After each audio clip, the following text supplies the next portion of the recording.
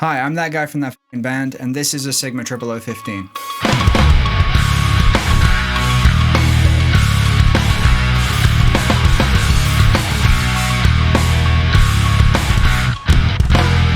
Hi, this is Max, and today we're going to look at a little bit of acoustic goodness. Wretched old demons, they're scratching my door. Liberty is a place I don't go anymore.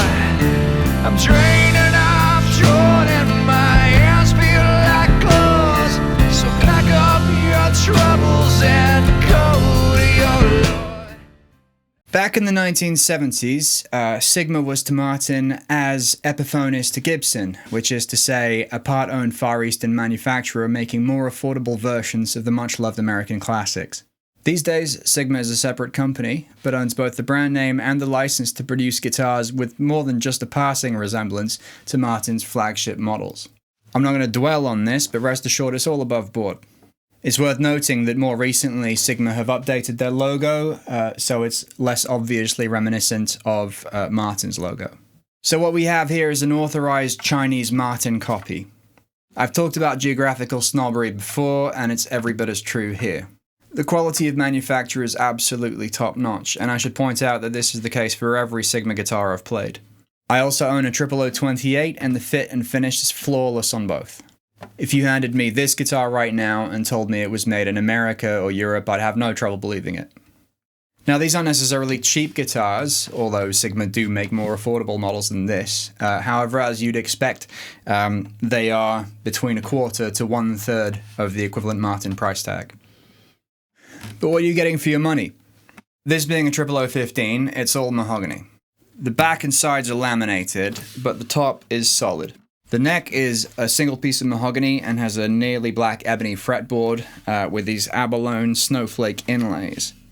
Other than that, there's no fancy binding or anything, which I think adds to its rootsy utilitarian aesthetic. The only change from stock is that the guitar normally comes with Butterbean Grover tuners, which I've changed out for vintage style Clusen tuners with these white buttons. I think these are a much better match for the guitar's style, and they keep it in tune just fine. This specific model, which is an S000M-15E, comes with a Fishman undersaddle piezo pickup. There's a preamp located just inside the sound hole where you can see the volume and tone rotaries. I like this because it's very discreet and subtle with no unsightly black plastic box like you might normally get on other electroacoustic guitars. Okay, so there are pedals and outboard available that use IRs and convolution to sculpt that boxy, artificial piezo tone into something a little bit more natural. But it's fair to say that any piezo, no matter how good, is going to disappoint on its own.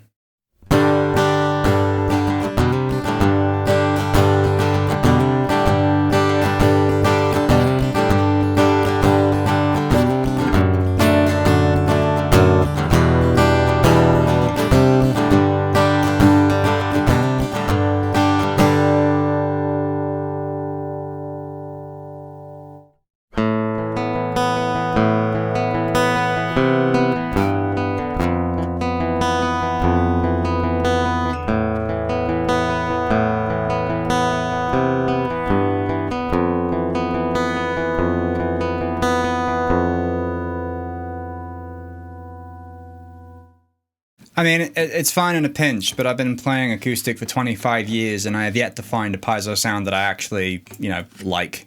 Even in a live situation, I'd always far rather get some kind of microphone on the guitar. Here we've got the Warm Audio WA-47jr, which we're also using to capture my voice. That's a tip for you, by the way.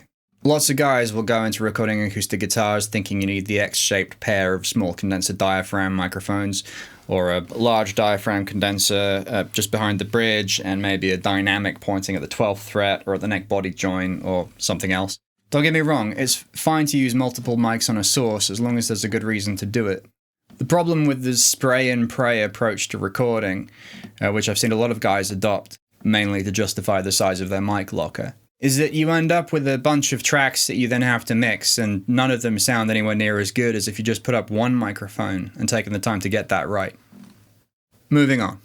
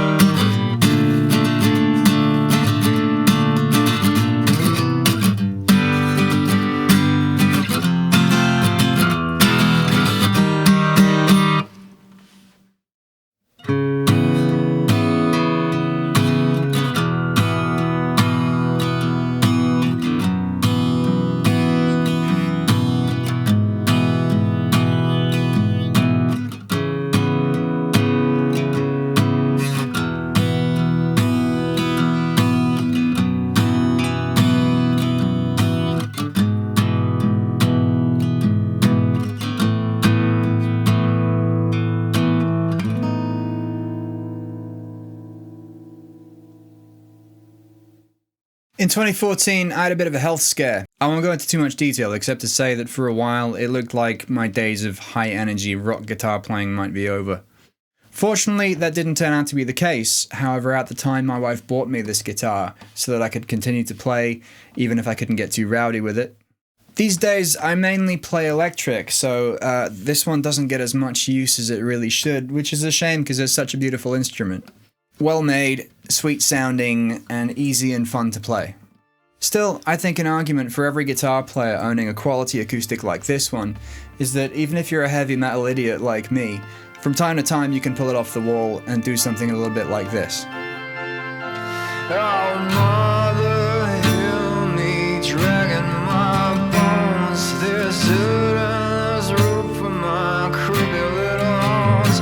And I remember my nails is the only cause we're one, but this goblin lips covered all the things that I've known. You wretched old demons, they scratching my door. Liberty's a place I don't go anymore. I'm draining, I'm drawn, and my hands feel like claws. So pack up your troubles and go to your Lord. Nightmares feel like I'm still awake. Liberty's far from this typical place. Weigh down my body with limestone and bones. Head off the devil and go to your Lord.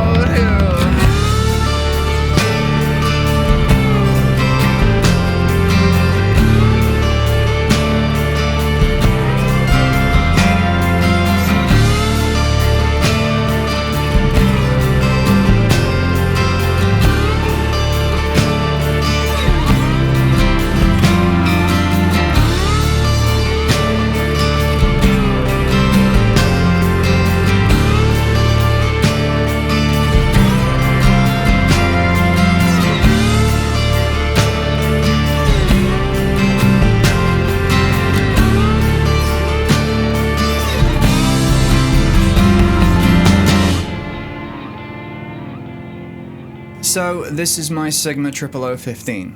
There are many like it, but this one is mine. I love it deeply, and I hope you do too. If you've enjoyed this video, please hit like and subscribe so you don't miss the next one. Thanks for watching. I'll see you later.